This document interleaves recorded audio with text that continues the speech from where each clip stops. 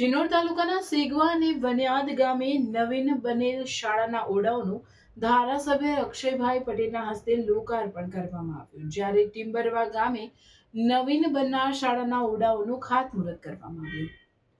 શિનોર તાલુકાના સેગવા અને વણિયાદ ગામે નવી શાળાઓના ઓરડાઓનું નિર્માણ કરવામાં આવ્યું છે, જેનું આજરોજ ધારાસભ્ય અક્ષયભાઈ પટેલના હસ્તે લોકાર્પણ કરવામાં આવ્યું હતું, જ્યારે ટિમ્બરવા ગામે નવીન બનેલી ગ્રામ પંચાયતના મકાનનું લોકાર્પણ તેમજ નવીન બનનાર શાળાના ઓરડાઓનું ખાતમુહૂર્ત કરવામાં આવ્યું હતું. આ પ્રસંગે ચૂંટાયેલ જનપ્રતિનિધિઓ, સંગઠનના હોદ્દેદારો, ગામના આગેવાનો, શિક્ષકો, વિદ્યાર્થીઓ અને નાગરિકો ઉપસ્થિત રહ્યા હતા. રિપોર્ટર સંજય ખત્રી, શિનોર સમાચાર ન્યૂઝ, શિનોર.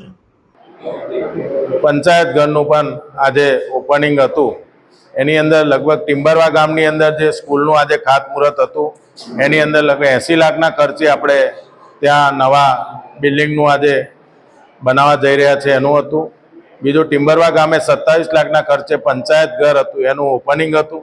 એવી જ રીતે આજે સેગવા ખાતે લગભગ 75 લાખથી પણ વધારે ખર્ચનું આ બિલ્ડિંગ જે તૈયાર થયું છે એના સેગવા ગામની અંદર આજે એનું લોકાર્પણ હતું. એવી જ રીતે અત્યારે અમે અહીંયાથી વણિયાદ જઈ રહ્યા છે અને વણિયાદ ગામની અંદર લગભગ 45 લાખના ખર્ચે ત્યાં પણ એક બિલ્ડિંગ અને જે જરૂરિયાત હતી સ્કૂલની અંદર તમામ સુવિધાવાળું એક બિલ્ડિંગ છે એનું ઉદ્ઘાટન પણ આજે ત્યાં રાખવામાં આવેલું છે.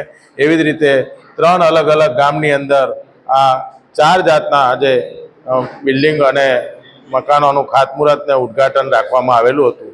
એ આવનારા દિવસોની અંદર લગભગ બીજી અત્યારે 19 સ્કૂલોનું જે કામ ચાલી રહ્યું છે શિનોર તાલુકામાં, એની અંદર આ સેગવા એક પહેલી સ્કૂલ જે છે 19ની અંદર એનું આજે ઉદ્ઘાટન રાખવામાં આવ્યું છે. અગાઉ 15 સ્કૂલોનો આપણે ઉદ્ઘાટન પતાવી ચૂક્યા છે અને આવનારા દિવસોની અંદર 18 સ્કૂલો જે બાકી છે એ 18 સ્કૂલોના કામ ચાલુ છે અને આવનારા દિવસોમાં એ પણ વહેલી તકે એનો બિલ્ડિંગનું લોકાર્પણ થાય એ રીતેના અમારા પ્રયત્નો ચાલુ છે. અને આ તમામ ગામોએ જે અમને બોલાવી અને અમારું જે સ્વાગત કર્યું એ બદલ તમામ ગ્રામ પંચાયતો અને સ્કૂલ વતી તમામ શિક્ષકોનો આભાર માનું છું.